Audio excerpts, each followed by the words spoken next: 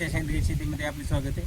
मी तुमचा मित्र अण्णासाहेब जगताप, अर्थातच अण्णाभाऊ. मित्रांनो, हे आपलं घोषा आंब्याचं झाड आहे. 200 वर्षापूर्वीच्या मागच्या व्हिडिओमध्ये तुम्हाला सांगितलं. तर आज तुम्हाला अशी माहिती सांगणार आहे की आपण जिथून झाड विकत आणतो, म्हणजे कोणते बी आंब्याचं आपल्याला जे आवडतं ते झाड, म्हणजे आपण केशर घ्या, लांगडा घ्या, दशेरी घ्या, पायरी घ्या, तोतापुरी घ्या, हापूस घ्या, आपल्याला जे आवडतं ते जर झाड आपण घेतलं, पण ते झाड लावण्या अगोदर आपण त्या नर्सरीला विचारायला पाहिजे किंवा तुम्ही मात्र औषध घेतलं ठीक आहे, तुमच्याकडे आहेत झाडं, पण ते हे झाडं आपण जे नावं घेतले ते, पण त्याच्या अगोदर जे झाड तयार करतो जे बाटा, ह्याला बाटा म्हणतात, म्हणजे कोळी, ही कोळी कुठून आणली? तुमच्याकडे हे कोळी लागवडीसाठी तुमच्याकडे गावरान झाड आहेत का? किंवा असतील तर कोणते दाखवा. मग ते काय सांगतात माहिती का, नाही आम्ही असेच व्यापारातून कुठून तरी घेतो, नाही ते कंपनीतून आणतो. मग ते आता तर तुम्हाला ह्याच्यापेक्षा पुढचा थोडासा व्हिडिओ मोठा झाला हरकत नाही, पण ही माहिती तुम्हाला सांगण्याचं गरजेचं आहे म्हणून तुम्हाला सांगतो. आता आपल्या खेड्यापाड्यातसुद्धा बरेचसे लोक येतात किंवा आमच्याकडे हे झाडं बुकिंग करा, 500 रुपयाला, 1000 रुपयाला, 5000 रुपयापर्यंत झाडं आहेत. मग आता जर झाडं बुकिंग केले तर पाऊस पडल्यावर आम्ही तुमच्याकडं हे झाडं घेऊन येतो. बरेचसे आपले शेतकरी बांधव तिथंसुद्धा फसत आहेत आणि त्यांच्याकडे झाडं बुकिंग करतात. आणि झाडं बुकिंग केल्यावर आपल्याला ज्यावेळी झाड मोठं होईल 2-3 वर्षांनी, मग त्याला फळधारणा होईल, त्यावेळेस समजतं की आपण इथं फसलो. ते सुद्धा विचार करीत नाहीत किंवा बाहेरचा कुठून आला आहे अंधारातून माणूस आणि त्याच्याकडे रोपं कशी घ्यावा ते सुद्धा विचार करीत नाहीत. 500 रुपयाला आपण झाड बुकिंग करतो, झाड घेतो.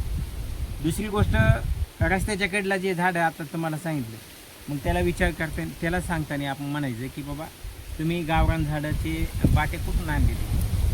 मग त्याच्या सांगण्यातून जर आपल्याला असं लक्षात आलं की आपल्याला चुकीचं सांगायचं, आपल्या झाडं घ्यायचीच नाही. सगळ्यात सोपी पद्धत कोणती माहिती का, गावरान झाडाची बाटे घ्या आणि तिथे लागवड करा. सगळ्यात चांगली एकदम पद्धत चांगली. नाहीतर नर्सरीवाले काय करतात माहिती का, कोणत्या तरी कंपनीवाल्याकडून कोया आणतात. कंपनीवाले म्हणजे तुमच्या लक्षात आलं असेल, जिथं पल्प काढतात का तिथून ट्रकची ट्रक भरून JCBने आणतात कोया आणि आपले तिथं वाफे तयार करून, गादी वाफे तयार करून ते रोपं तयार करतात, नंतर त्याच्यावर हे बघतात. मग ती कोई कोणती असती? कलमाची कोई असते, म्हणजे केशरचा, दशेरीचा, लांगडाची ती कोई असते. म्हणजे कलम केलेल्या त्याच्यावर कलम बांधायची. मग ते एकदम झाड कमकुवत होतं आणि त्याची झाडाची लाईफ आहे का लाईफ कमी होती. म्हणजे आपण जे म्हणतो ना, त्याच्यात खोडकिडा आला किंवा त्याच्यात कोमेजलं, झाड कोमेजलं, पिवळेपणा यायला आहे किंवा झाडाच्या फांद्या वाळायला, त्याला हे कारण नाही. आपण म्हणतो नाही बा शुद्ध बीजापोटी फळ रसाळे गोमटी.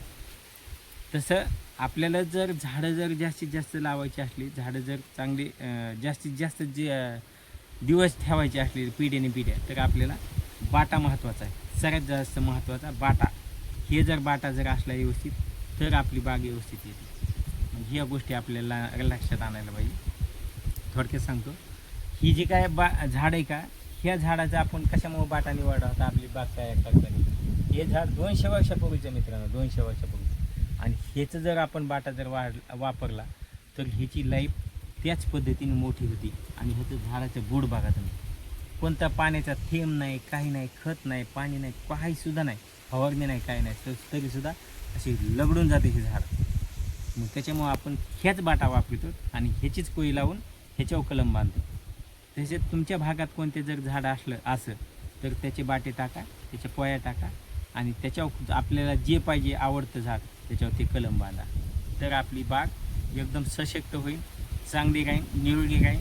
आणि आपल्या पुढच्या पिढ्यासुद्धा आपल्याला म्हणतात की बाबा आमच्या आजोबाने, आमच्या आईवडिलांनी खरंच आमच्यासाठी अनमोल असा ठेवा आमच्यासाठी ठेवलेला आहे.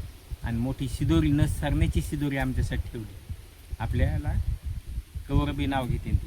त्याच्यामुळं आपल्याला आता बरेचसे आपले शेतकरी बांधव म्हणतील की आजचा विचार करायचा, पुढचा कोण विचार करायचा आहे. मला सांगा, बाग तयार करून 5-10 वर्षांनी बाग मोडायला आजचे दिवस पहिले राहिले नाही. येणारा काळ भयंकर आहे, मला मागच्या व्हिडिओमध्ये सुद्धा सांगितले. त्याच्यामुळं आपल्याला ह्याच पद्धतीने लागवड करा आणि आपली बाग पिढ्याने पिढ्या जागवा. धन्यवाद. राम राम.